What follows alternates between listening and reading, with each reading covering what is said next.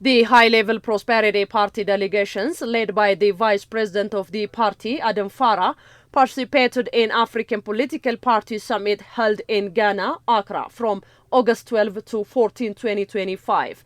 Bikila Hurisa, head of Prosperity Party and International Public Relations in this regard, has said the summit was aimed at transforming the African politics to prosperity. The summit was also held with the basic theme of creating inter-party collaboration for African development and economic transformation, he stated.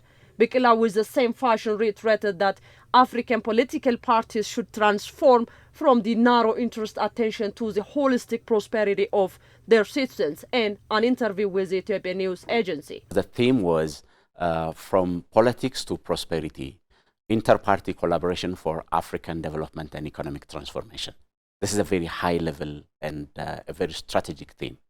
So the very concept of this theme is that political parties in Africa should be transformed from narrow interest attention to the holistic prosperity of their citizens and multi-dimensional change of their citizens. So that's a very important issue when it comes to the very idea, the process, and ultimate goal of political parties in Africa.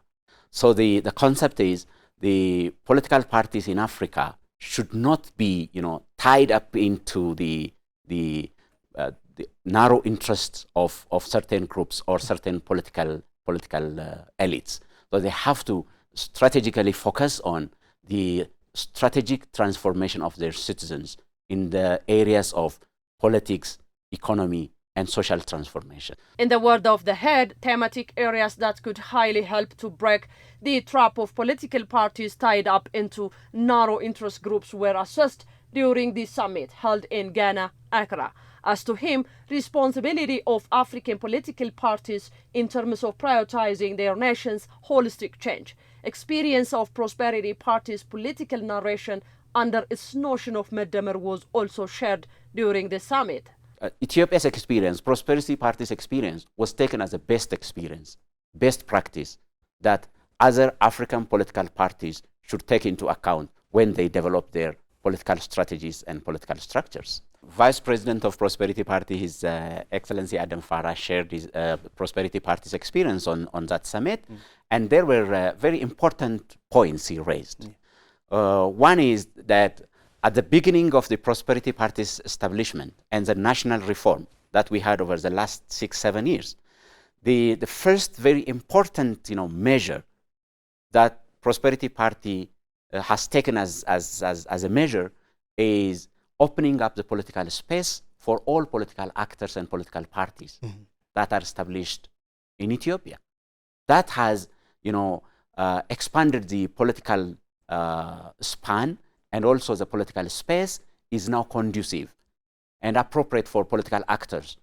Bikila added that the summit like this can change the overall thoughts that push political parties into peaceful, holistic, high-level and transformative agenda than being trapped into narrow nationalistic and narrow interest group agenda behind the formation and running of the political parties, stating the responsibility of competing parties in Ethiopia to prioritize the national interest. This type of dialogue will generally transform the ways, the ideologies, the thoughts that shape the formation and establishment of political parties. That's why I have learned a lot from the summit, in the sense that now Africa is coming to the high-level political agenda, and Africa is now trying to break the trap of narrow interest groups that are shaping the African political party formation.